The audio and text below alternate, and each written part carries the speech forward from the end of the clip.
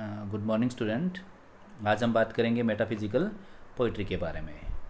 तो हमने कई कविताएं पढ़ी हैं पिछली क्लास में, जैसे कि हमने कुछ रोमांटिक कविताएं पढ़ी, कुछ मॉडर्न कविताएं पढ़ी, कुछ विक्टोरियन एज की कविताएं पढ़ी, कुछ नियो क्लासिकल एज की कविताएं हमने पढ़ी थी।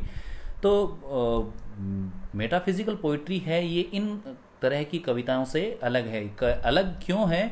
इसका कारण ये है कि और जो कविताएं हैं वो रोमांटिक एज में जो कविता लिखी गई उनको हमने रोमांटिक नाम दे दिया, मॉडर्न एज में जो कविता लिखी गई थी उसको हमने मॉडर्न नाम दे दिया। लेकिन मेटाफिजिकल पोइट्री जो है इसका कोई पर्टिकुलर जॉनरा नहीं है कि कोई पर्टिकुलर एज नहीं है कि उसमें जो कविता लिखी गई थी उस कविता को हम मेटाफिजिकल पोइट्री कहते हैं। ये मेटाफिजिकल जो पोइट्री है ये एक स्कूल ऑफ थॉट्स हैं। इस स्कूल के अपने अलग से करैक्टरिस्टिक हैं। अब वो करैक्टरिस्टिक क्या हैं वो हम बाद में बात करेंगे। इससे पहले आगे बढ़ें, हम जान लेते हैं कि मेटाफिजिकल का मतलब क्या होता है। तो the word metaphysic is made of two words. First word is meta and second word is physics.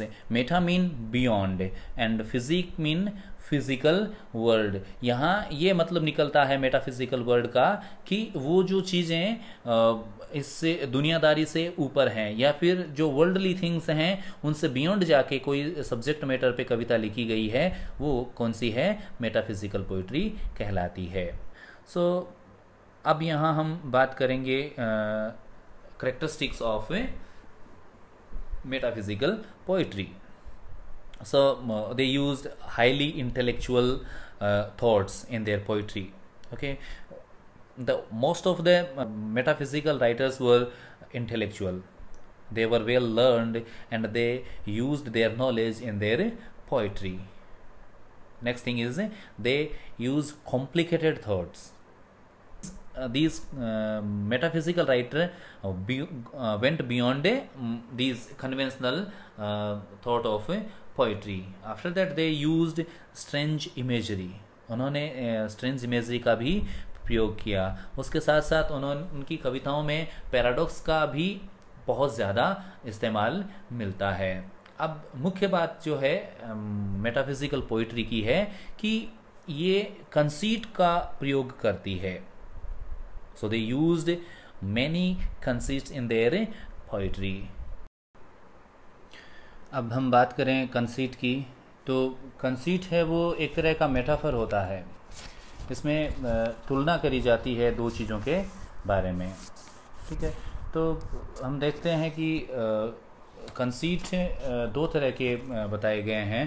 पहला कंसीट होता है पेट्रार्कन कंसीट और दूसरा होता है मेटाफिजिकल कंसीट।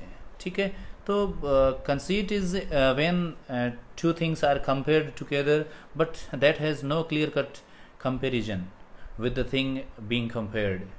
मतलब कि जिस चीज़ के साथ जिस चीज़ की तुलना करी जा रही है उन दोनों में किसी तरह का कोई क्लियर कट संबंध नहीं होता है। मैं एग्जाम्पल की बात करूं तो फ्ली नाम की एक कविता जॉन डन के द्वारा लिखी गई है। तो in that poem the flea is compared with bed of John Donne. Here John Donne compare flea with his bed.